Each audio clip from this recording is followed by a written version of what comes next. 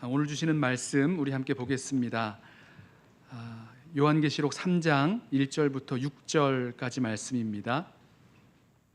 요한계시록 3장 1절부터 6절까지 말씀, 제 성경은 신약성경 401쪽에 있습니다. 우리 찾으셔서 한 절씩 교독하고 마지막 절은 우리 함께 읽겠습니다. 계시록 3장 1절 제가 먼저 읽습니다. 사대 교회의 사자에게 편지하라. 하나님의 7 영과 7 별을 가지신 이가 이르시되 내가 내 행위를 아노니 내가 살았다 하는 이름은 가졌으나 죽은 자로다. 너는 일깨어 그 남은 바 죽게 된 것을 굳건하게 하라. 내 하나님 앞에 내 행위에 온전한 것을 찾지 못하였노니 그러므로 내가 어떻게 받았으며 어떻게 들었는지 생각하고 지켜 회개하라. 만일 일깨지 아니하면 내가 도둑같이 이르리니 어느 때에 내게 이르는지 내가 알지 못하리라. 그러나 사대에 그 옷을 더럽히지 아니한 자 몇 명이 내게 있어 흰 옷을 입고 나와 함께 다니리니 그들은 합당한 자인 연고라. 이기는 자는 이와 같이 흰 옷을 입을 것이요 내가 그 이름을 생명책에서 결코 지우지 아니하고 그 이름을 내 아버지 앞과 그의 천사들 앞에서 시인하리라. 귀 있는 자는 성령이 교회들에게 하시는 말씀을 들을지어다. 아멘. 우리 이번 부흥 사경회 위해서 우리 김신일 목사님 이렇게 초청하였을 때 이렇게 흔쾌히 기쁨으로 와주셔서 너무 감사합니다. 우리 자비를 들여서 우리 이렇게 집회 오셔주셔서 너무 감사드리고, 또 태풍 때문에 오실 수 없는 길이었는데 어제 말씀 들으셨죠? 오실 수 없는 길이었는데 태풍을 피해서 이렇게 오실 수 있으셔서 너무 감사합니다. 우리 하나님께서 우리 교회 공동체와 성도들에게 특별하게 주실 꼭 필요한 말씀을 예비해 주셨구나, 그런 생각이 다시 드는데요. 우리 목사님 나오실 때 하나님께서 목사님 통해서 주실 말씀 기대하고 환영하는 의미에서 함께 박수하고 우리 말씀 듣도록 하겠습니다.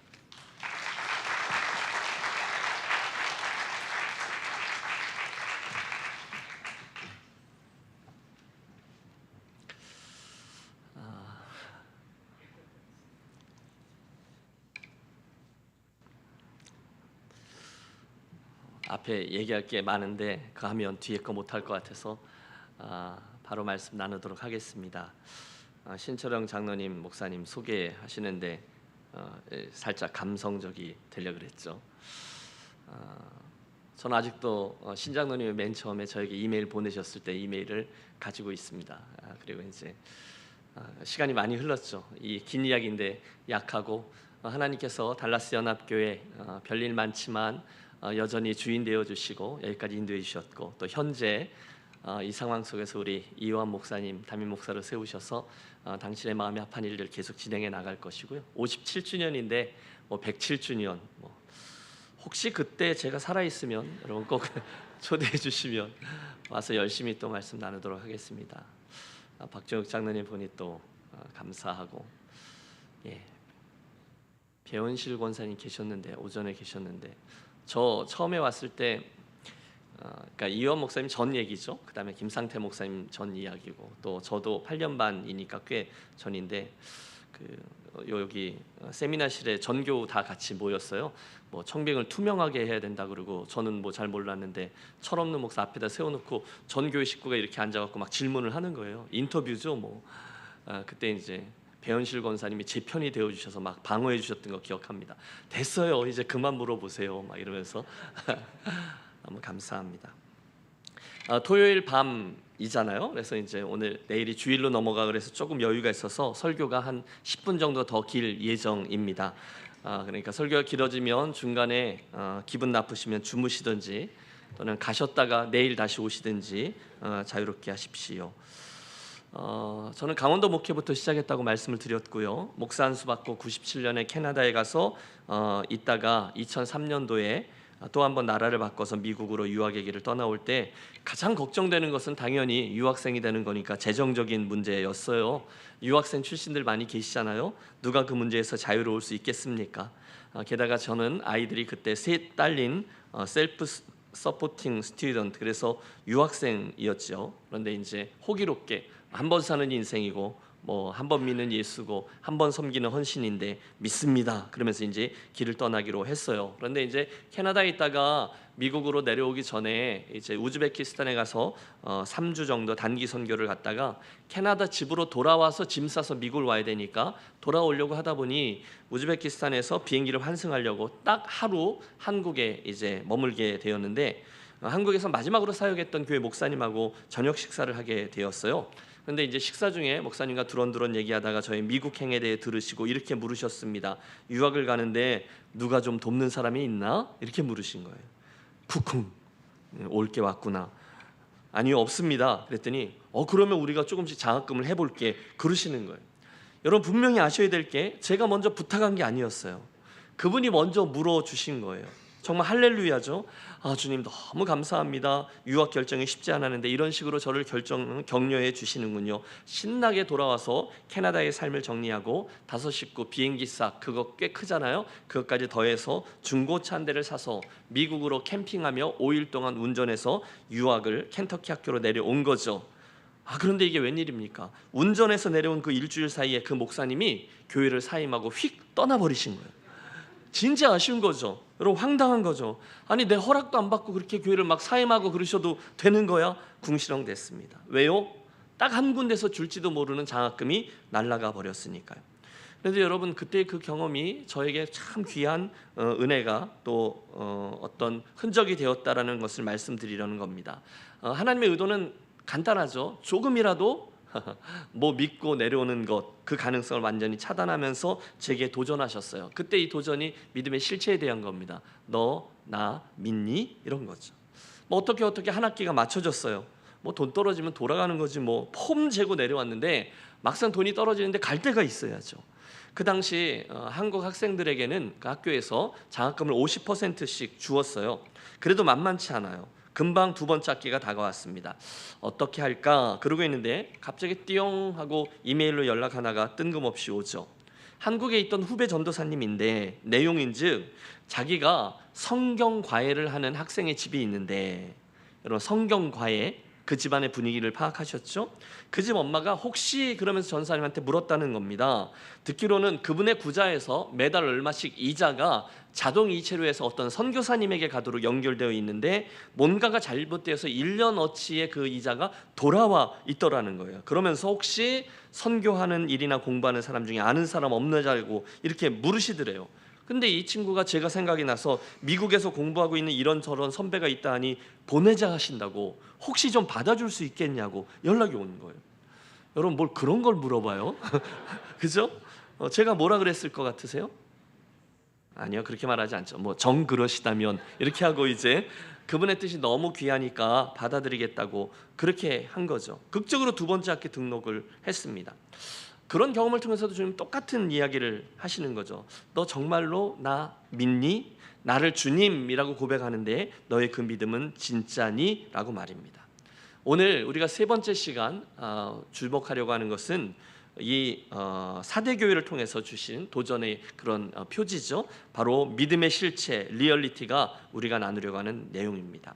실상은 죽어있던 사대교회라는 이 설교 제목이 암시하듯이 요한계시록의 3장 사대교회를 향해서 주신 주님 말씀은 7개 교회들 가운데 가장 호된 질책이 담겨 있어요. 1절은 이렇게 시작하죠.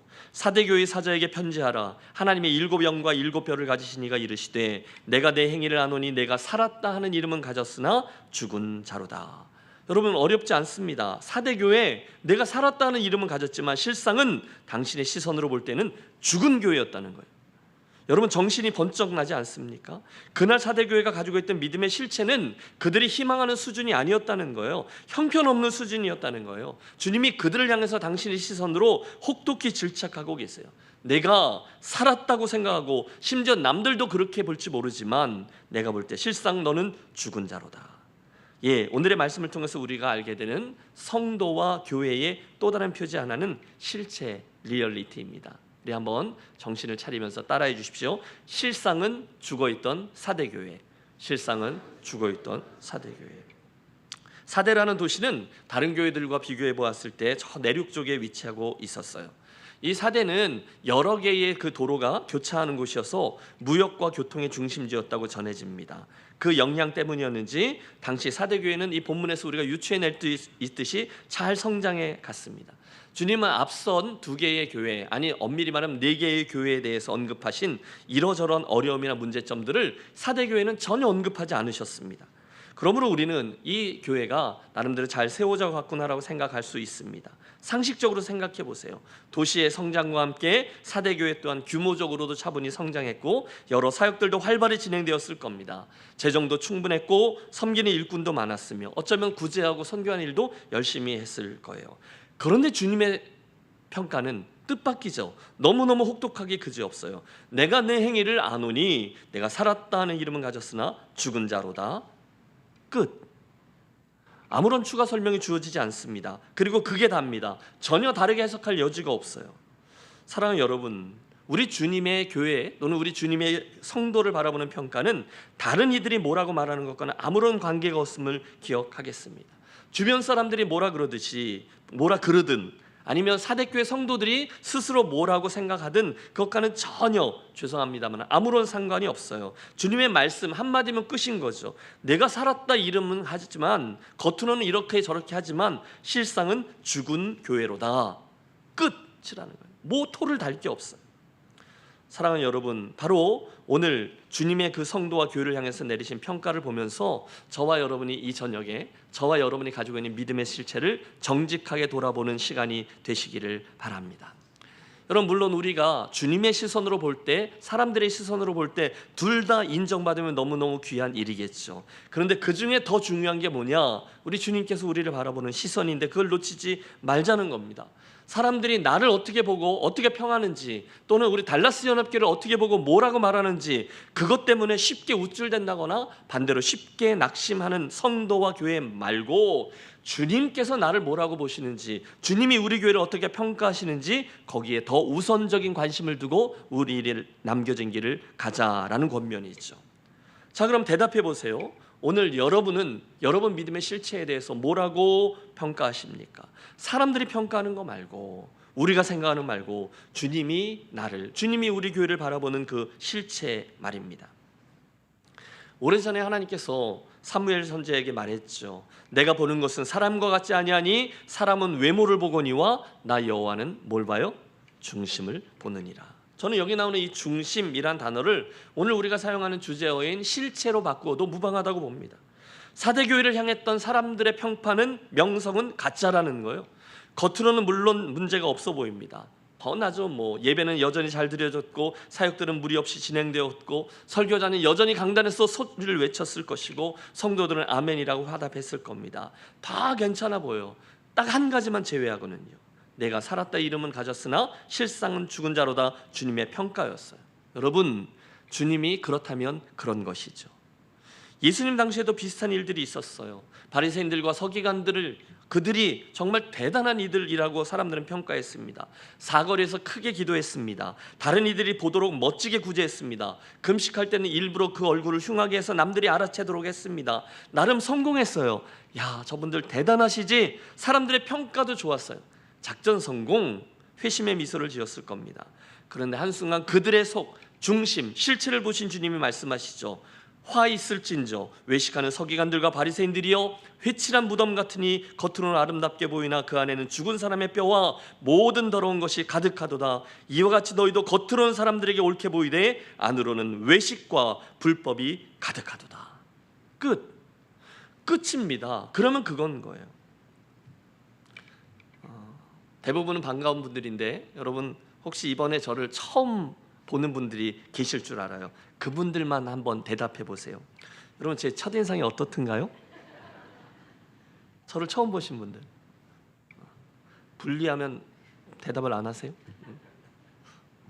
여기 양재 전사님 바로 뒤에 앉으시면 저를 처음 보셨는데 제 첫인상이 어떠시던가요?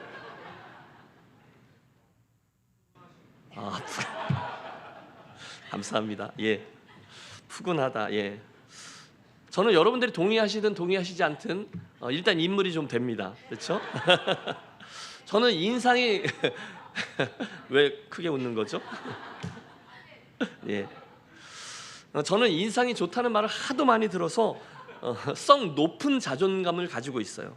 여러분이 아무리 뭐라 해도 다 부러워서 하시는 말씀임을 잘 알고 있습니다. 약은 없어요. 네. 그런데 여러분, 외모뿐이 아니죠. 저는 목사입니다. 그래서 일주일에 여러 번 강단에서 설교를 하고요. 특별히 어디 출타하거나 많이 아프지 않으면 새벽 예배를 거의 빠지지 않습니다. 성경도 가르치고요. 신방도 하고 상담도 하고 365일 거의 교회만 생각하며 살아갑니다. 이게 저의 외적인 모습이에요.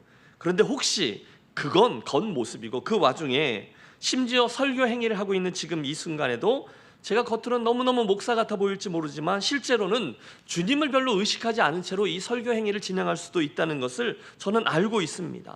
그리스도인 됨, 목사 됨, 형식과 모양은 저에게 너무너무 친숙해요. 사실 너무도 목사 같아요. 처음 보는 사람들이 저에게 목사 아니냐고 묻는 분들도 있을 정도로 저는 너무너무 목사 같아요. 그런데 실체는 안 그럴 수 있다는 거예요. 여러분도 여러분의 버전으로 그렇게 말씀하실 수 있을 거예요.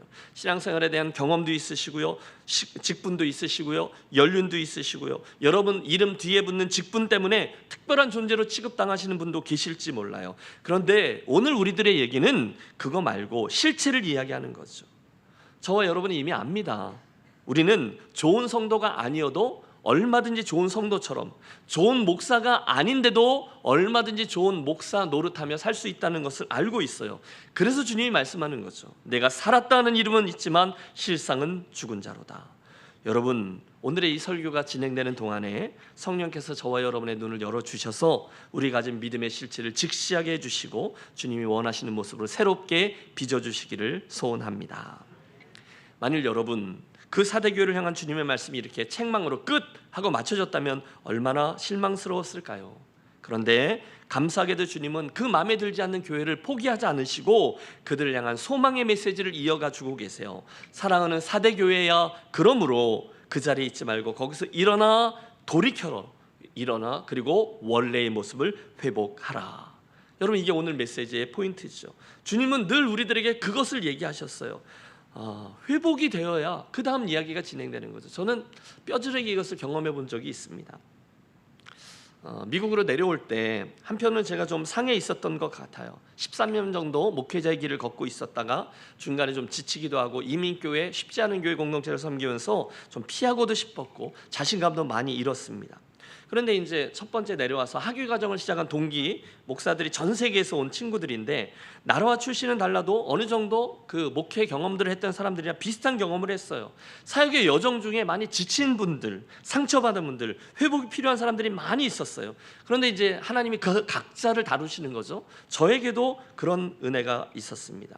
제가 다녔던 교회는 거기 이제 렉싱턴에 교회가 두 개 있었어요. 하나는 장로교회, 하나는 감리교회인데 감리교회는 자그마한 교회였어요. 거기에 최헌 목사님이란 분이 담임으로 섬기셨는데 제가 그분을 통해서 좀 다른 걸 경험하게 되었어요. 그건 뭐냐면 새로운 건데 그분이 저를 한 명의 목사가 아니라 한 명의 영혼으로 대해주는 것을 제가 느끼기 시작했습니다. 그랬던 경험이 처음이었어요. 대단한 것들은 아니었어요. 그러나 저에게 참 의미로 다가오는 행동들이죠.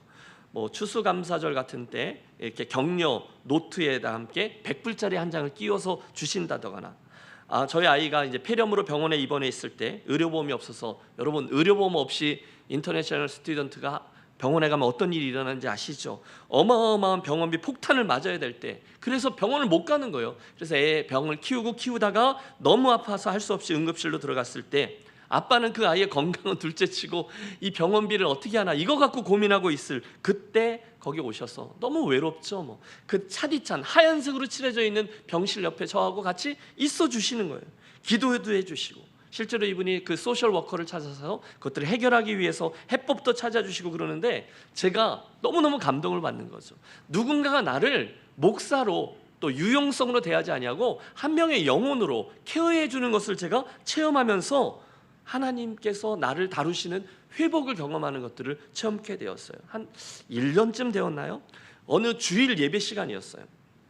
그런데 마치 마른 논처럼 쩍쩍 갈라져 있던 목사의 영혼에 주님이 기적처럼 제게 찾아오셔서 그 최현 목사님과 예배하는데 눈물을 회복시켜 주셨어요. 그 기도를 하고 그때 기도를 하던 그 기도의 내용 때문에 제가 깜짝 놀랐죠. 왜냐하면 한순간 제 기도의 내용이 달라져 있다는 것을 발견하게 되었어요. 그 전에는 주님, 제가 다시 사역을 할 수 있을까요? 저 자신 없는데요 라고 기도했는데, 그날 제가 그렇게 기도하고 있었어요. 주님, 저도요, 저 최 목사님처럼 한 명의 영혼을 정말로 사랑하고 케어할 수 있게 해주십시오. 저도 저분처럼 다시금 설교할 수 있는 강단을 주십시오. 요한복음 21장이죠. 갈릴리 바닷가, 갑자기 주님 주시는 회복의 은혜가 제게 임했습니다. 그리고 나서야 사역이 주어지더라는 거죠. 더 놀라운 일이 뭔지 아세요? 어느 날 돌이켜보니 그 일들이 제 삶의 주변에도 똑같이 벌어지는 것들을 보기 시작합니다. 제 주변에도 비슷한 동역자들이 많이 있었어요.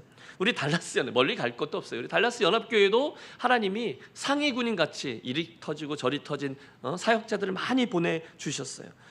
그러면서 이제 그들과 같이 하는데, 뭐 편하니까 조금 더 이야기를 말씀을 드리면, 어느 날 제가 돌이켜보니 저라는 한 사람의 인생에 하나님 주신 사역의 장이 4개라는 것을 깨달았습니다. 하나는 당연히 교회 공동체죠. 저는 지역교회를 늘 섬기는 길로 하나님이 인도해 주셨어요. 두 번째는 서양 분들한테 배운 건데 가정이었어요. 가정의 소중함 잘 몰랐어요. 제가 가정파괴범이었다니까요. 이 목사님 조심하셔요. 일 중독자 되고 뭐 그럴 수 있어요. 아니요, 가정도 하나님께서 저에게 주신 귀한 사역의 장이라는 거 잘 안 되지만 최선을 다해서 배우게 된 거죠. 세 번째는 당연하죠. 열방입니다. 하나님께서 저와 여러분의 옆에, 그리고 전 세계에 선교에 대한 사명이 그건데, 네 번째 사역의 장이 어느 날 깨닫게 된 거죠. 동역자들이었어요. 함께 사역하는 사람들, 또 함께 믿음의 길을 가는 사람들, 동역하는 분들, 그분들과 함께 어우러지고 돌보는 것. 저도 부교육자 생활을 꽤 했는데 우리 달라스 연합교회가 되게 특이한 곳에 머물러서 하나님께서 많은 동역자들을 불러주셨어요. 여기 달라스 신학교, 뭐 사우스 웨스턴, 뭐 크로스웰, 뭐 그래서 굉장히 많은 유학생들이 그때는 또 되게 많았잖아요. 그런데 이렇게 구별을 해보니까 도피성 유학이 그렇게 많은 거예요. 그 외에 젊은 사역자들이 한국에서 부교육자 생활을 오래 하다가 목회 또는 목회의 자들 또는 목회의 상황 속에서 너무너무 낙심하고 절망하고 처절하게 가슴은 갈라지고 피를 철철 흘리면서 나 목회 못하겠습니다, 선생할랍니다. 그리고 유학 와 있는 사람들, 배신도 경험하고 뭐 교회 아픔도 경험하고, 그런 도피성 유학 온 분들이 우리 교회에 많이 있었어요. 그때 한 뭐 20명도 넘게 있었던 것 같아요. 그런데 이제 저는 이제 목사니까 저의 예를 드는 거예요. 우리가 그런 다윗의 시글락 공동체처럼, 아둘람 공동체처럼 그런 교회론이 깨진 사람들, 또는 뭐 담임 목사님에게 처절하게 박살난 사람, 교회에게 이용당해서 아주 학대당한 사람 등등이 우리들끼리 공동체를 이루게 되었어요. 그래서 이제 허허실실이라 그래서 친하게 지내니까 실제로 우리 교우들이 우리 목사님은 성도들하고만 친하셔, 이렇게 거꾸로 말했네. 우리 목사님은 목사님들하고만 친하셔 라고 불평하실 수 있을 만큼 그렇게 보였을 거예요. 저희들끼리 아주 좋은 공동체를 이루었죠. 먹고 교제하고 낄낄대고 기도하고 또 사역 기쁘게 하고. 그런데 놀라운 건 그런 여정 속에 그분들도 비슷한 것들을 경험하며 치유되어서 나중에 목사님 저도 다시 목회하겠습니다, 이렇게 바뀌는 분들이 생겨나게 되더라는 거죠. 이름 대라 그러면 제가 될 수도 있어요. 그런 경험을 통해서 알게 되었어요. 저의 경험이고요. 성도들도 마찬가지죠. 여러분 이민교회 공동체에게 별 일들 많잖아요. 여기 보면 한 분 한 분 스토리 없는 분이 없으시잖아요. 믿음의 여정 속에 개인적으로 공동체적으로 여러분 얼마나 많은 일들을 경험하셨어요. 얘기하면 밤을 새워도 모자랄 그럴 이야기들이 있죠. 그런 거 있잖아요. 왜 뭐 이렇게 서커스 하고 있는데 뭐 코끼리가 있어요. 뭐 코끼리 고개를 흔들게 하면은 내가 뭐 천불 준다 그랬는데 아무도 손 안 드는데 누가 와서 쏙싹톡 했더니 코끼리가 막 이랬대잖아요. 왜 그러냐, 뭐라 그랬냐 그랬더니 너 나랑 이민교회 목회할래? 그랬더니 막 이랬다고 막 그런 얘기 나오잖아요. 여러분 혹시 이 이야기가 여러분들의 이야기는 아니실까요? 내가 그렇게 지친 사람이고 별일 많았잖아요. 사회적으로, 관계적으로, 교회적으로, 또 사업하다가 내가 그렇게 회복되어야 되는, 성경에 나오는 예수님을 정말 신나게 믿는 그런 모습으로 회복되어야 되는데 라고 생각하시는 분 말입니다. 여러분, 우리 성령 하나님은 우리를 다시금 소생시키시는 하나님이심을 믿습니다.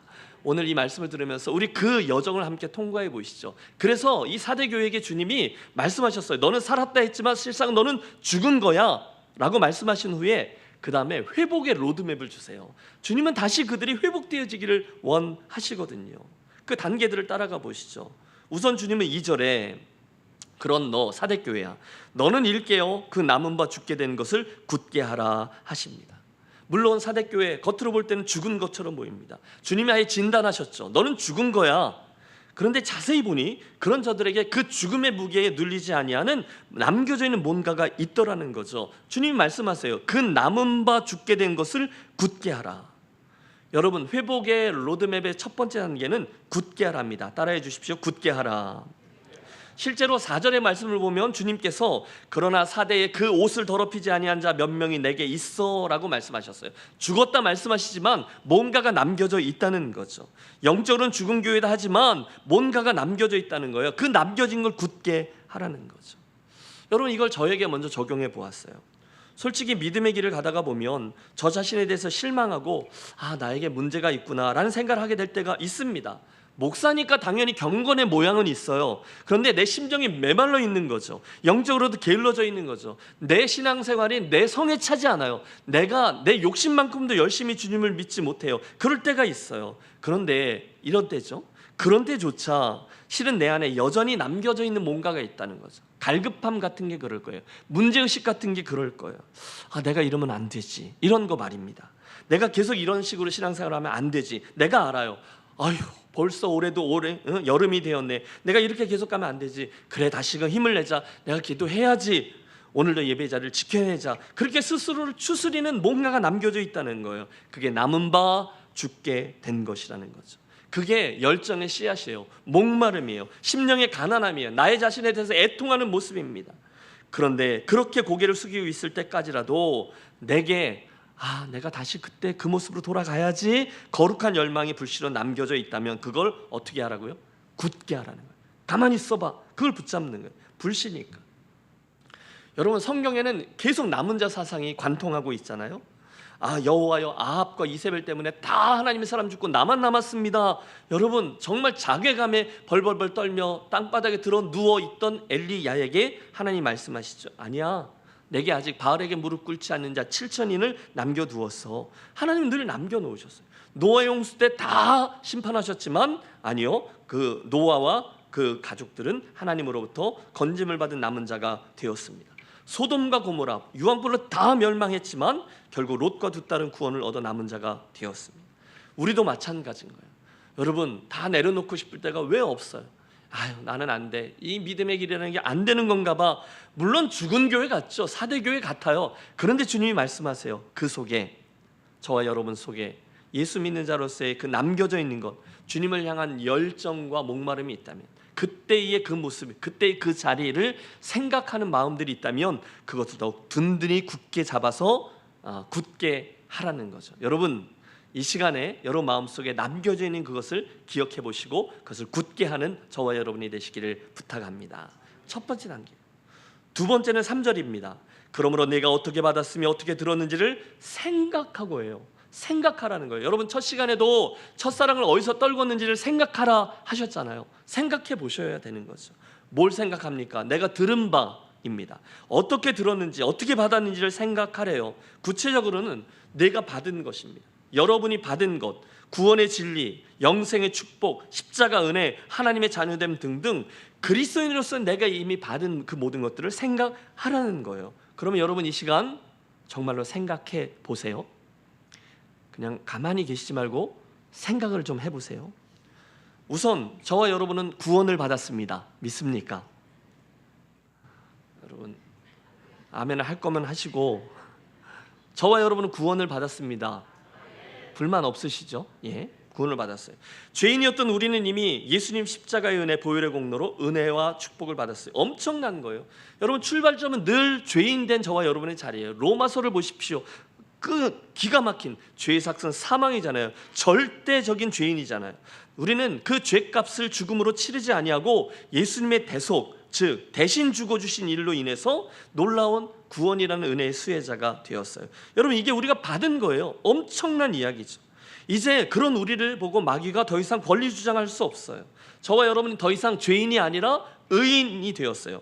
예수님의 보혈이 우리들에게 덧입혀졌거든요. 십자가에서 하나님의 밑을 알아다 보니까 하나님의 공의가 필요한데 예수 그리스도의 보혈로 우리가 덮어져 버렸어요. 그걸 보시고 주께서 우리들을 패스오버하는 거잖아요. 우리를 의인, 죄 용서해 주시고 하나님의 자녀로 삼아주시는 은총을 베푸셨어요. 그 결과 영생의 축복이 우리에게 주어졌어요. 천국이 우리들의 것이 되었습니다. 여러분 지금 잘 쫓아오셔야 돼요. 치욕스러웠던 나의 모든 죄, 여러분 저의 죄악이나 더러움을 조금만 더 아시면 내일 교회 안 오실걸요? 들키고 싶지 아니한 것, 치욕스러운 모든 죄가 그분의 피가 보증이 되어 다 사함을 받았대요. 없어졌다는 거예요. 이제는 이 땅에 살지만 우리는 하나님 나라를 기억하고 그분의 다스림 속에 천국을 누리며 삽니다. 심지어 심각한 장례식에 가서도 사망아 너희 쏘는 것이 어디 있느냐? 죽음마저도 두렵지 않아요. 죽음은 예수 안 믿는 이들에게는 심판의 자리지만 예수 믿는 자에게는 하나님의 시상대와 영생 복락이라는 출발점이 되기 때문입니다. 이 모든 것들이 예수 믿고 얻은 우리들의 모든 것인데 그걸 생각하라는 거예요. 그러다 보면 우리는 점점 더 확장되죠. 내가 받은 복음은 단순히 오늘뿐이 아닌 거예요. 과거에만 영향을 미치는 게 아니에요. 너희가 그 은혜를 인하여 믿음으로 말미암아 구원을 얻었나니, 그리고 구원을 얻으면 과거의 모든 죄로부터, 현재의 모든 죄로부터, 미래의 모든 죄로부터 성령의 역사와 함께 그것들을 해결함을 받습니다. 그리고 우리를 홀로 가지 않게 하시려고 하나님은 보혜사 성령님을 보내주셨죠. 우리로 하나님을, 예수 그리스도를 주로 아버지로 시인하고 부르게 해줍니다. 그 성령님이 오늘도 우리의 영혼을 새롭게 소생시켜 주시고 우리가 어려울 때 우리를 대신해서 중보하여 기도해 주십니다. 그리고 우리가 주님 앞에 서는 날 그 성령님이 친히 보증이 되셔서 사탄은 우리를 송사하지만 그 성령님이 나 김신일이 알아 시인해 주심으로 우리를 그 나라에 들어가도록 행해 주십니다. 여러분 지금 제가 이렇게 쫙 이렇게 나열한 이 모든 내용들이 사실 그간 우리들이 듣고 받은 복음의 내용이죠. 그것들을 어떻게 하라고요? 생각하라는 거예요. 정말로 생각해 보세요. 여러분 교회도 마찬가지입니다. 지치신 분들 계시죠? 교회는 원래 돌아가면서 지쳐요. 그러니까 그러려니 하시고 뭐 이제 내 차례가 왔구나 생각하고 그러려니 가만 계셔요. 그러면 하나님께서, 성령은 우리를 소생시키신 하나님이니까 내가 생각하지도 못했던 방식과 일들로 우리를 다시 회복시켜 주시는 거죠. 그러니까 스스로 생각할 때 우리 신앙생활이 좀 식어져 있구나 라고 생각하신다면 여러분 그때를 생각하는 거예요. 여러분 언제 예수를 가장 뜨겁게 믿으셨나요? 그때를 생각하시는 거예요. 언제셨어요? 생각하라. 여러분 열심히 주님을 섬길 때, 기쁨으로 섬겼을 때 최고의 지점이 있을 수가 있잖아요. 언제였죠? 어디에서였죠? 우리 달라스 연합교회가 57년 역사와 전통을 지녔는데 여러분 그 기간 동안에 언제가 여러분 신앙생활에 가장 황금기셨나요? 기쁨으로 예수 믿고 최고로 열심히 섬기셨을 때 그때 그게 무슨 맛인지를 생각하라는 거예요. 움찔움찔대고 우와 뭔가가 좀 되는구나, 부흥이구나, 그때를 말입니다. 저도 해볼게요. 저하고 제 아내는 인천에 있는 한 교회에서 자랐어요. 부계동 교회인데 신앙 기초가 다 거기서 형성되었어요. 저는 교회 돌이었어요. 교회가 너무 좋은 거예요. 유치부 시절, 유초등부 시절 그때는 왜 그런 걸 많이 했는지 성경 암송 대회, 성가 경연 대회, 성경 고시, 성경 이야기 대회 너무너무 많이 했어요. 심지어는 노회에서 이제 차출돼 가지고 기차 타고 대구까지 가서 전국 성경 경시 대회에서 참가했어요. 제가 중등부 회장 출신이에요. 제가 고등부 회장도 했어요. 사람을 외모로 판단하면 안 된다 그랬죠.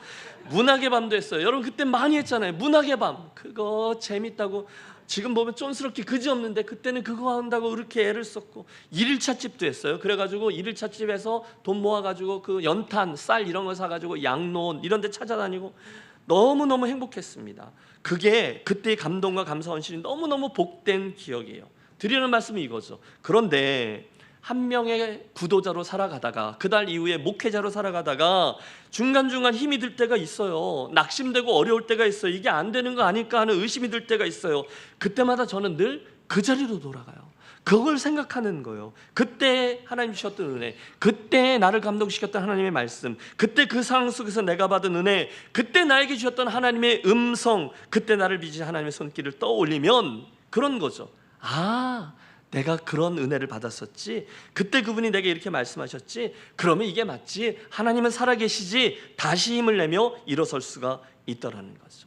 사랑하는 여러분, 여러분 버전에도 그런 이야기들이 있으실 겁니다.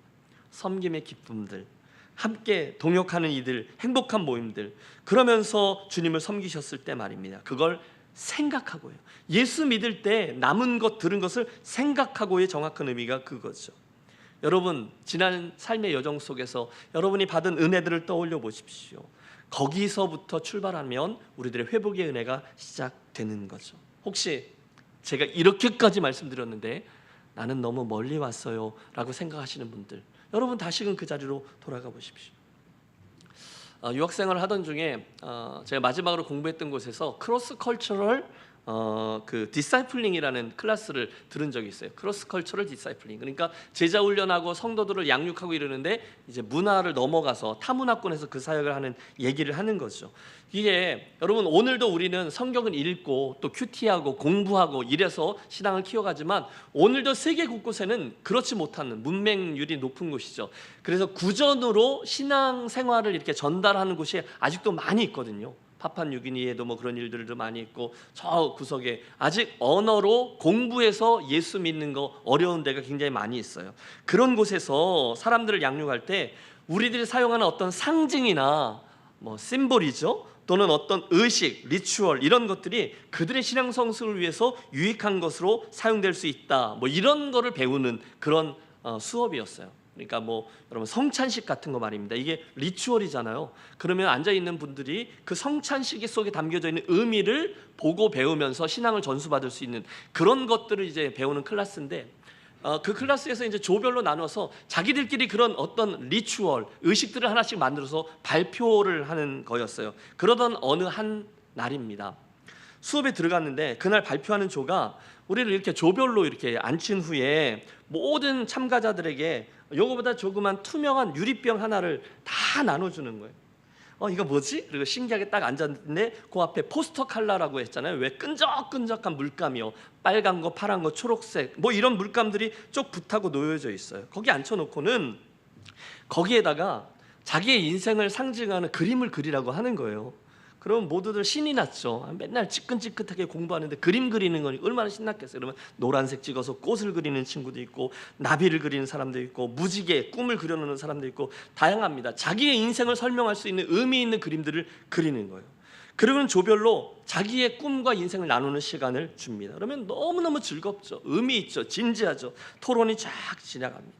내 인생은 말이에요, 내 인생에 하나님 주셨던 이야기들은요, 꽃, 나비 이런 거 가지고요, 빨주노초 파나무. 그런데 다 끝나자 우리 그 애들 그 런치백? 그 누런 종이로 만들어진 그 런치백을 딱 나눠주고 거기다 그걸 넣으라 하더니 망치로 그걸 깨뜨리라고 하는 거예요. 여러분 저를 따라오고 계시죠? 네. 얼마나 아까워요. 아니 이거 정말 깨트려야 돼. 망치로 그거를 깨트려요. 그게 얼마나 아깝습니까? 내 인생이 투영되어져 있는 그 유리병 말이에요. 그런데 깨래요. 할 수 없죠. 여기저기서 팍 그냥 두고 깨면 이게 다 파편이 띄니까 누런 런치백에다 넣고 깨는 거예요. 굉장히 고통스럽습니다. 신음소리가 나는 거죠. 내 인생이 깨진 것, 이미 아픔을 경험했던 이들은 뭐 눈물을 흘리는 거죠. 부서져요.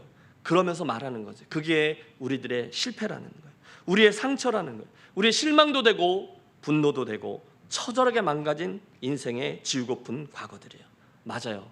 깨졌어요. 망쳤어요. 누가요? 스스로가요. 분위기가 숙연해집니다. 왜냐하면 누구에게나 그런 실패와 실수들의 시간이 있거든요. 내 인생의 그때 그 부분만 일어나지 않았었더라면 지금이라도 지울 수만 있으면 지웠으면 좋겠다라는 치욕스러운 부분들이 있거든요. 그 결과는 처절합니다. 우리는 스스로를 잘 용서하지 않아요. 나는 끝났다고 생각해요. 가치 없다고 생각해요. 더 잘 안 될 거라고 생각해요. 그게 내 모습이야. 그게 네 성적표야. 사단은 옆에서 우리를 장송싸요.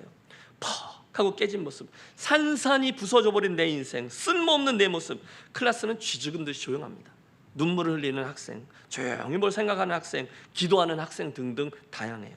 순간 그 여정을 인도하는 이가 앞에 서서 예수 그리스도의 복음을 다시금 잔잔히 설명합니다. 복음의 능력이 어떻게 우리를 치유하는지, 우리를 어떻게 소생시키는지, 쓸모없고 깨어진 죄인들이 어떻게 예수님에게 용납되고 다시금 회복되는지를 이야기하면서 그 깨어져 있는 그 런치 백들을 다 갖고 와서 이번엔 좀 이만하게 생긴 투명한 꽃병 같은 거기에다가 복음을 들려주면서 그 깨어진 유리 조각들을 붓는 거예요. 깨어진 쓸모없는 유리 조각들이 그 안에 쫙 담기는데 순간 조용하던 클래스에서 신음과 함께 탄성이 터져나와요. 우와. 왜냐하면 예수님의 복음이 설명되며 잘 깨어진 우리들의 인생이 담기는데, 여러분 색색 칠해져 있던 유리 조각들이 그 안에 담기면서 창밖에서 흘러들어오는 그 햇빛과 함께 얼마나 아름답고 영롱히 빛나는 그런 작품이 되어지는 우리가 목도하게 된 거예요.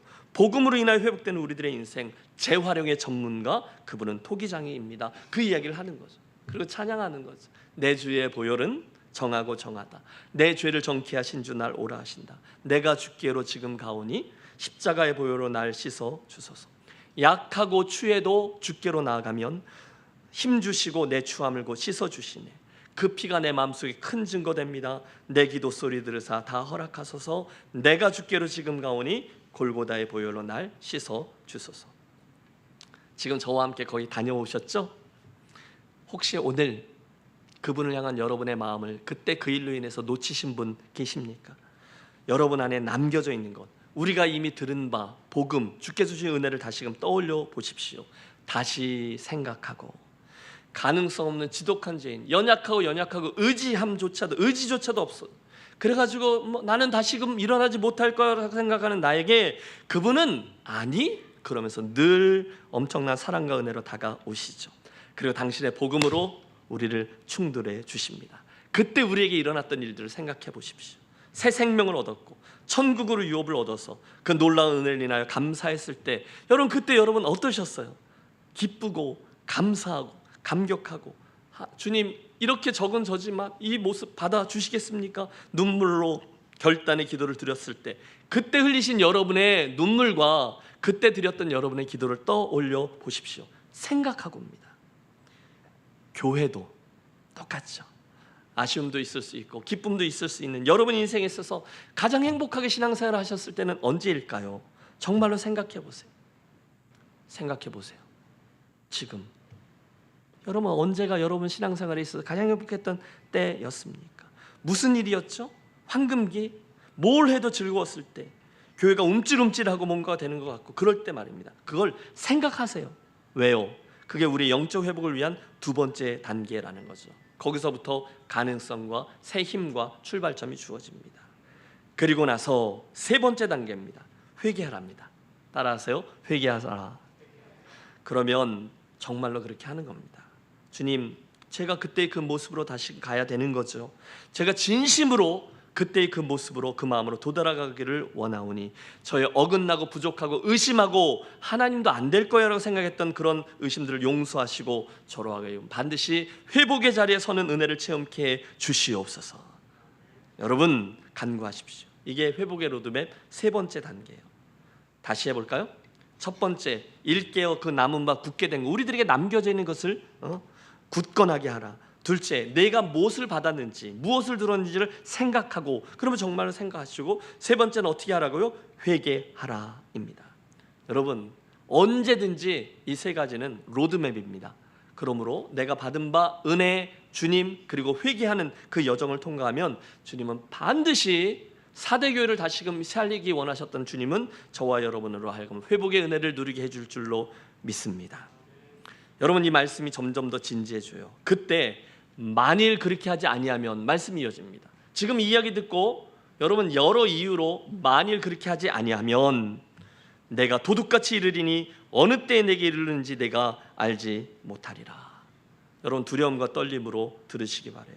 주님이 그 회복의 여정을 가르쳐 주셨는데 만약에 그걸 하면 다행이고 그렇게 하지 않으면 엄중한 심판의 메시지가 전달되고 있는 거죠. 반드시 그거 하라는 겁니다. 여러분 이건 해도 되고 안 해도 되는 선택 과목이 아니에요. 이건 누구나 해야 되는 필수 과목인 거죠. 그때 여러분 저를 잘 따라와 주세요. 여기 은혜의 논리가 너무 많아서 그래요. 주님의 그 경고의 음성을 듣고서 정신을 차려서 정말로 순종함으로 회복의 로드맵을 밟아가는 이들에게 주님은 이기는 자의 반열에 세워주겠다 약속하십니다. 할렐루야. 5절입니다. 이기는 자는 이와 같이 흰 옷을 입을 것이요 내가 그 이름을 생명책에서 결코 지우지 아니하고 그 이름을 내 아버지 앞과 그의 천사들 앞에서 시인하리라. 사랑하는 여러분, 이 일이 여러분의 인생에 펼쳐지게 되시기를 축복합니다. 오늘도 세상에는요, 너무 많은 성도들이, 너무 많은 목회자들이, 너무도 많은 교회들이 이미 이 사대교회처럼 옷을 더럽혔고 잠들어 있고 영적으로 죽은 것처럼 보이는 것이 사실이에요. 늘 그랬어요. 여러분, 어떤 분들은 너무 많이 나가죠. 교회가 소망이 없다, 한국교회 다 죽었다, 이미 선을 넘었다. 잔인하죠. 아니요, 좀 어렵다라고 말해야지 교회가 죽었다라고 말하면 아닌 거죠. 왜 아니라고 말할 수 있죠? 아무리 어두워도 주님은 반드시 남은 자들을 남기곤 하신 거죠. 여러분들이 주님 앞에서 남은 자들임을 꼭 기억하시기를 바랍니다.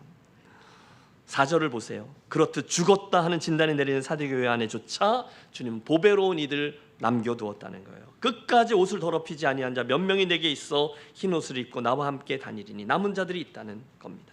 그러므로 믿음의 길을 가시다가 혹시 그날의 사대교회처럼 스스로 가지신 믿음의 실체에 대해서 실망하시게 됐다거나 자신감을 상실하셔서 소망 없는 사람처럼 이리저리 흔들린 채로 걷게 되신다면, 내가 이러면 안 되는데, 예수 믿는 거 이게 다가 아닐 텐데, 내가 치유되고 회복되어 다시는 기쁘게 신앙의 길을 가야 될 텐데 라는 생각을 하신다면, 여러분 빨리 이 사대교회에 주신 주님의 말씀을 나에게 주신 말씀으로 받고 순종해서 정말로 회복의 은혜를 이번에 우리 교회 창립 57주년 기념일을 기하여 체험하고 간증하는 저와 여러분이 되시기를 축원합니다.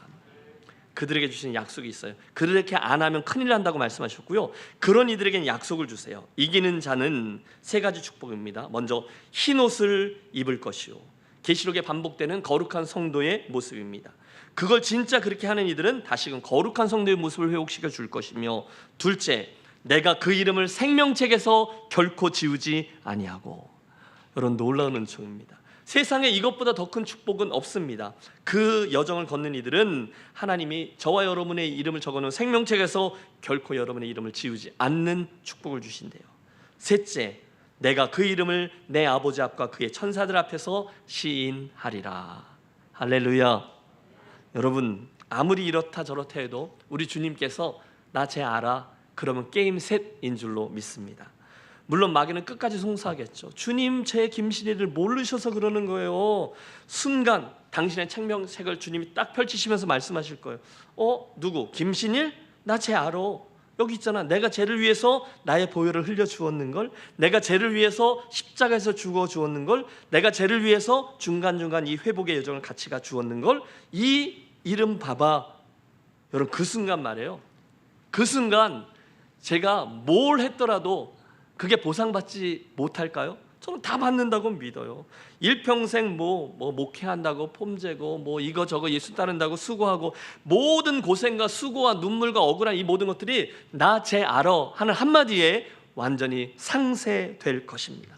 억울함도 있을 거예요. 힘든 거, 마음 아픈 거, 손해본 것도 있을 거예요. 그러나 주님이 나 쟤 알아 라고 하는 순간 그건 문제도 되지 않는 것이죠.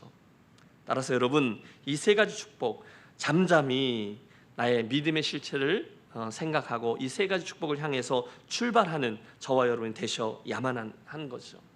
어떠세요? 오늘 여러분 믿음의 실체는 여러분 어떻게 평가하십니까? 여러분은 예수님을 주와 그리스도로 믿으십니까? 여러분은 예수님을 정말 생명 다해 사랑하십니까? 여러분이 가지고 있는 그 아멘이라고 했던 믿음은 진짜입니까? 그리고 그것은 정말 능력으로 표출되는 그런 믿음입니까? 제가 좋아하는 미국 목사님이 이렇게 안타까움을 표출하는 것을 들은 적이 있어요. 해를 거듭할수록 나는 나의 설교를 충실히 듣고 성경 공부를 열심히 하는 교인들의 삶에 뚜렷한 변화가 거의 없는 것을 볼 수 있었다. 영적으로 침체된 사람들은 여전히 헤어나지를 못하고 있었다. 사람들은 계속 세상적인 것에 정신이 팔려 있었다. 환자들은 약 없으면 낫지를 않았고, 전도는 안 되었고, 신경치료를 받는 자들은 상담자가 아니면 회복의 기미가 없었다. 아니, 하나님의 자녀들이 이렇듯 병약하고 능력 없는 삶을 사는 것이 용납되지 않았다. 왜 우리가 이렇게 적은 능력만 가지고 있어야 하는가? 여러분, 왜 그럴까요? 어째서 어쩔 때는 뭔가 좀 되는 듯 했다가도 어느 순간 보면 아이고 이게 아니구나 하는 걸까요? 왜 우리들은 이렇게 끊임없는 허무와 목마름 속에서 인생길을 가야 하는 걸까요? 왜 우리가 그렇게도 여러 번 교회의 본질이 무엇이고 교회의 사명이 무엇이고 설교하고 성경 공부하고 애를 쓰는데 왜 이렇게 많이 안 바뀌고 그것 때문에 괴로워하고 있는 것일까요? 왜 성도들은 예배하고 말씀도 잘 듣고 아멘도 하고 다 잘하는데 일단 성전 문만 나가면 마치 언제 그랬냐는 듯이 전혀 변하지 않은 채 고개를 갸우뚱하면서 이 길을 걷고 있는 것일까요? 왜 하나님이 우리에게 주신 축복이 이렇게 많은데 우리들의 감사가 이렇게 적은 것일까요? 왜 우리 그렇게 쉽게 별것 아닌 일로 신앙의 산과 골짜기를 오르고 내리고 하는 것일까요? 이게 하나님이 오늘 달라스 연합교회 성도를 향해서 기대하시는 성도의 모습 전부일까요? 오늘 내 믿음의 실체는 진짜일까요? 이제 뭘 어떻게 해야 하는가일까요? 해답은 앞에 말씀드린 회복의 로드맵입니다. 충실히 이행하시면서 여러분 그 여정을 함께 통과하는 성령 하나님 더 많이 의지하고 더 많이 인정하고 더 많이 그분을 구하며 살아가는 삶이 정답인 줄로 믿습니다. 자연스럽게 이 설교의 결론은요, 우리 모두 우리를 그 회복의 로드맵을 통과시켜서 다시금 소생시켜 주시고 능력으로 채워주시고 함께해 주신 성령 하나님은 그분을 더 구하면서 살아갑시다. 성령 충만의 은혜를 간구합시다 라는 권면으로 이 설교는 귀결되게 되어 있어요. 여러분, 성령 하나님 그분의 은혜가 있어야 되는 줄로 믿습니다. 뭘 아멘하는지를 정신을 똑바로 차리고 아멘하시기를 바라요. 제가 이 설교가 한 10분 길다 그랬는데 거의 많이 왔어요. 제 인생에 97년에 있었던 일 하나를 소개하려고 합니다. 제가 이제 태백에서 단독 목회를 마치고 이제 곧 2월 달에 대학원을 마치고 4월 달에 목사 안수를 받게 될 어간에 일어난 일이에요. 그동안은 전도사로 쭉 사역을 하다가 목사 안수를 받을 때가 다가오니까 생각이 좀 복잡해졌어요. 삶의 무게가 느껴지고 마지막으로 인간적인 계산을 한 번 더 해보고 주파나를 튕겨보고 그러더라고요.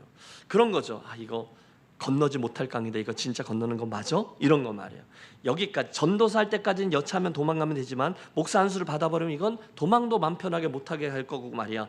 이러면서 진지하게 하나님의 부르심을 다시 한번 컨펌 받고 싶고 그래서 날마다 고민하다가 대학원 동기생 한 명과 함께 금요일 밤마다 저 유명한 삼각산을 오르내리기 시작했어요. 여러분, 겨울에 삼각산 꼭대기 올라가면 기가 막힌 일들이 많아요. 별 희한한 사람들 많아요. 그런데 거기 삼각산 꼭대기가 능력봉이라고 하는데 거기에 밑에 철물점에서 이만큼 김장 비닐을 끊어가지고 주머니에 이렇게 접어서 넣어가지고 거기 꼭대기로 올라가는 거죠. 왜 김장 비닐이냐? 김장 비닐을 쭉 펼쳐갖고 이 끝에를 이렇게 매듭을 지어서 꽉 묶고 이쪽에서 쫙 열면 그걸 싹 뒤집어 쓰면 하나도 안 추워요. 내가 김장이 되는 게 아니라 그 안에서 이제 들어가서 바람이 부는데 열심히 기도하는 거예요. 그죠? 하나도 안 추워요. 그러면 서걱서걱 하고 이제 얼음이 떨어지는 거죠. 거기서 밤새 철야하며 기도를 했던 그 이야기 오래 하진 않았어요. 목사 안수 받게 될 어간까지 한 거예요. 그때 일어난 에피소드 하나를 잊을 수 없어요. 그렇게 진지하게 고민하고 부르짖고 하나님을 찾고 하나님 어디 계세요? 이러면서 그 어정쩡한 시간을 잘 통과한 거예요. 그러다가 목사 안수를 드디어 받게 된 거죠. 그 주간이에요. 그러니까 지난주에는 전도사로 올라갔고 이번 주에는 목사로 올라가는 거예요.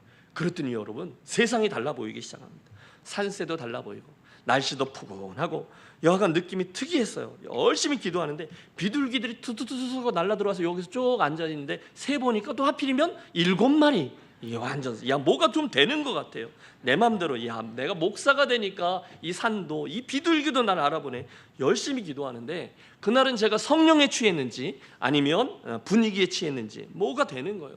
서울 시내가 저 불야성이죠. 쫙 펼쳐 보이는데 그 새벽에 그 불야성 속에 살아가고 있는 움직이고 있는 그 영혼들 한 명 한 명이 막 느껴지는 거예요. 그 인생들의 모습이 너무 패역한 데 느껴져요. 뭐 김장 비닐을 펼쳐놓고 이렇게 빼놓고 벌떡 일어나서 정말 누가 보면 미친 사람이죠. 그 밑에 불야성에 있는 사람들에게 막 외치면서 하나님께 기도하는 거예요.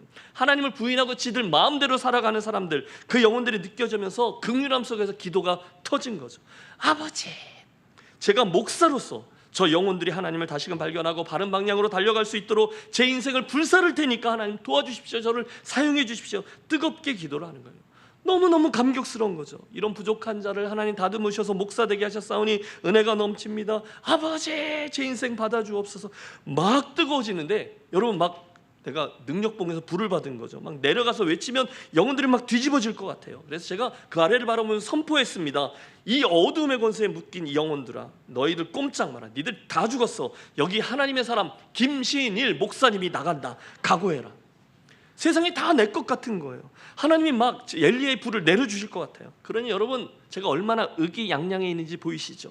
그리고 어깨에 힘을 주고 이제 내려오는 거죠. 감이 오세요? 꼼짝 봐라 이놈들, 너희들 이제 다 죽었어, 이러면서 내려오는 거예요. 내가 목산수 받은 며칠째 된 김신일 목사님, 그러면서 내려오는데, 여러분 거기가 능력봉이라서 큰 바위산이에요. 그 나무들 하나도 없어요. 옛날에 목사님들이 쥐야 해서 소나무 물을 다 뽑아버려서 그런지 그냥 큰 바위예요. 그리고 4월 달이니까 여기저기 눈과 얼음이 여전히 뒤덮여 있어서 낭떠러져요. 특별한 길이 없어서 잘못하면 떨어져 끝나는 거거든요. 그런데 막상 내려가야 될 그 길에 어떤 여자 한 분이 앉아서 기도를, 방언으로 막 샬라샬라대면서 기도를 하고 있는 거예요. 척 보니 한 40세쯤 돼 보이고, 척 보니 신령해진 거죠. 집사쯤 돼 보여요. 그런데 이제 미안하잖아요. 그 앞으로 그분이 열심히 기도를 하는데 그 옆으로 해서 내려가는데, 이분이 제가 이렇게 내려가지 않고 이렇게 해서 조심스럽게 내려가는 거예요. 미끄러지면 안 되니까. 근데 인기척이 느껴지니까 이분이 방언 기도하던 거를 딱 그치는 거예요. 그러니까 제가 되게 미안하잖아요. 그래서 이제 빨리 내려가야지. 그런데 아마 그분의 얼굴하고 제 이 얼굴하고 채 한 50cm 정도 떨어져 있는 아주 가까운 곳인데 길이 거기밖에 없으니까 그렇게 내려가는데, 여러분 그 캄캄한 밤에 여차 미끄러지면 끝인 그 바위산을 내려오는 저에게 그분이 내 여기에다 대고 이렇게 소리를 지른 거예요. 사탄아 물러가라! 그러고 필름이 끊겼습니다. 그리고 저 밑에요. 필름이 끊겨서 저 밑에 휘영청 달 밝은 밤에 삼각산의 산길을 내려가면서 코가 접시물에 코를 박은 거죠. 제가 무슨 생각을 했겠어요? 뭐라고 하나님 말씀하셨어요? 그걸 말씀드리는 거예요. 여러분, 제가 지난주에 목사 안수를 받지 않았습니까? 김신일 목사님이 된 거 아니겠어요? 세상이 다 뒤집혀질 것 같았다니까. 제가 얼마나 열심히 기도하고 목이 터져라, 너희들 다 죽었어, 너네 김신일 목사님이 나간다, 그러고 내려가는 길이 아니에요? 그런데 그 기도의 여운이 채 가시기도 전에 집사님쯤 돼 보이는 한 가녀린 여인이 제 이 귀에다 대고 뭐라고 소리를 질렀다고요? 사탄을 물러가라. 심란하죠. 예. 그때 저 밑에 갔을 때 세미한 음성 가운데 그분이 제게 가르쳐 준 게 있어요. 놀랐지? 네. 근데 얘야, 껍데기로 되는 게 아니란다 라는 가르침이셨어요. 목사가 되었다고 그게 뭘 하는 게 아니란다. 정작 중요한 것은 지금 내가 너에게 현재형으로 살아있는지, 내 심령이 나로 인하여 불이 붙어 있는지, 그게 진짜 문제란다. 저는 이 도전이라고 봐요. 오늘 설교의 주제 실체입니다. 옆에 있는 분에게 말씀해 주세요. 껍데기로 되는 게 아니랍니다. 좀 해보세요. 껍데기로 되는 게 아니랍니다. 여러분, 계급장을 많이들 달고 계실 거예요. 근데 그 계급장을 지금 참 다 내려놔 보십시오. 여러분 어떠세요? 여러분 오늘 예수 믿는 여러분의 모습이 만족스러우십니까? 즐겁게 이 길을 가고 계십니까? 여러분 가지고 계시는 믿음을 날마다 느끼면서 생동감 있게 이 길을 가고 계십니까? 혹시나 만에 하나 그러지 못해서 뭔가 부족함을 느낀다거나 의심하고 계신다거나 불안함을 느끼신다거나 그러면서 내가 지금 제대로 하고 있는 거야? 아닌 것 같은데 이러면 어떡하지? 그런 분이 계시다면 여러분 이 밤 사대교에게 주셨던 주님의 말씀을 나의 것으로 듣는 축복이 있으시기를 바랍니다. 그리고 그 회복의 로드맵 그대로를 통과하는 거죠. 그 일을 위해 우리는 당연히 우리 안에 역사하시는 성령 하나님, 그분을 구하고 초대하고 갈망하고 성령 충만의 은혜를 구하면서 나아가는 거죠. 그때 성령님인 거죠. 오늘도 우리 가운데 역사하시는 성령 하나님은 오늘도 살아서, 예, 그럼요, 아직도 살아서 저와 여러분의 믿음의 실체를 보게 하시고 회복시켜 주시는 분이십니다. 성령님이 그런 분이시잖아요. 에스겔서 37장에 보면 마른 뼈들로 가득한 그곳에 엘리사죠. 그 마른 뼈다귀가 가득한 곳에, 죄송해요, 누구죠? 에스겔, 죄송해요. 엘리야, 엘리사, 에스겔. 예. 에스겔 선지자잖아요. 마른 뼈다귀로 가득한 그들을 하나님의 생기로 성령의 능력으로 다시고 회복시켜서 그들로 하여금 든든한 하나님의 군대가 되게 하시는 분이 성령 하나님이신 거죠. 그분의 성전을 겨우겨우 짓다가 14년간이나 중지되어서 이제는 세상 사는 맛에 길들여져서 왜 이렇게 범패스러운 거 그러던 이들의 가슴에 불을 붙여서 다시금 성전 건축을 완공하게 했던 그분이 성령 하나님이시죠. 3번이나 예수님을 부인하고 철저한 실망감과 낙심 속에 무기력함 속에서 빠져 있어서 나는 물고기나 잡으러 가련다. 베드로를 다시금 일으키셔서 열정의 사도로 뒤바꿔 놓은 분이 그분이죠. 그렇다면 이 밤에 그 사대교회에게 도전하셨던 주님의 말씀을 기억하고 저와 여러분 믿음의 실체를 다시 공교히 하기 위해서 우리를 다시금 회복시켜 열정의 사람으로 바꾸어 주시는 성령 하나님, 그분을 구하며 나아가도록 하겠습니다. 간절히 구하는 거예요. 주님이 우리들에게 강청하는 기도를 가르쳐 주셨잖아요. 내가 너에게 말하노니 비록 벗됨을 인하여는 일어나 주지 아니할지라도 그 강청함을 인하여 일어나 그 소용대로 주리라. 강청하는 기도는 어떤 컨텍스트에서 주신 말씀인가 하면 이어지는 9절이 힌트를 줘요. 내가 또 너에게 이르노니 구하라 그러면 너에게 주실 것이요 찾으라 그러면 찾을 것이요 문을 두드리라 그러면 너에게 열릴 것이니 구하는 이마다 찾을 것이요 찾는 이가 찾을 것이요 두드리는 이에게 열릴 것이니라. 강청하는 기도, 구하라 찾으라 두드리라 라는 놀라운 말씀이 이 강청함의 기도에 이어진 말씀이에요. 그런데 더 놀랄 준비를 하세요. 그 기도를 언제 하라고 가르쳤느냐? 무엇을 구할 때 강청하여 기도하라고 하셨느냐? 이어지는 11절에서 13절의 말씀 우리 큰 소리로 합독하겠습니다. 너희 중에 아비된 자로서 누가 아들이 생선을 달라 하는데 생선 대신에 뱀을 주며 알을 달라 하는데 전갈을 주겠느냐? 너희가 악할지라도 좋은 것을 자식에게 줄 알거든 하물며 너희 하늘 아버지께서 구하는 자에게 성령을 주시지 않겠느냐 하시니라. 자명해졌죠. 하나님이 우리에게 다른 거 말고 성령 하나님을 구할 때 강청하는 기도하라는 거예요. 성령 하나님을 구할 때 구하라 찾으라 두드리라 하라는 겁니다. 여러분, 맨 처음에 우리가 사대교회에게 주시는 예수님의 말씀, 그때 사대교회에게 자신을 소개할 때 주님이 뭐라고 하셨는지 기억하세요? 그분은 당신을 7 영과 7 별을 가지신이라고 하셨어요. 성령 하나님이에요. 왜 7이라는 숫자를 강조하셨을까요? 성령 하나님의 다채로운 사역이죠. 그리고 그 다채로운 사역 가운데 가장 중요한 일이 저와 여러분의 영혼을 소생시키시는 일, 우리의 심령을 다시금 일으키는 일인 줄로 믿습니다. 결론은 점점 더 자명해지죠. 우리 그 사대교회 주셨던 예수 그리스도의 이야기가 성령 충만을 기하는 기도로 마무리되는 것은 너무도 자연스럽죠. 예수님을 믿을 때 내 마음속에 들어오신 성령 하나님, 오늘의 내 심령에 다시금 주의 성령으로 충만케 해주시고 우리 교회에도 또 앞으로 내 믿음의 여정에도 더욱 놀라운 주의 영으로 충만케 하여 주시옵소서. 성령 하나님, 제가 하나님을 인정합니다. 성령 하나님 다시금 내 영을 소생시켜 주시고 잠자는 심령 또는 이것저것 핑계대는 심령, 죽어있는 심령이 아니라 주님의 심령으로 박동하는 심령, 교회 공동체 되게 해 주옵소서.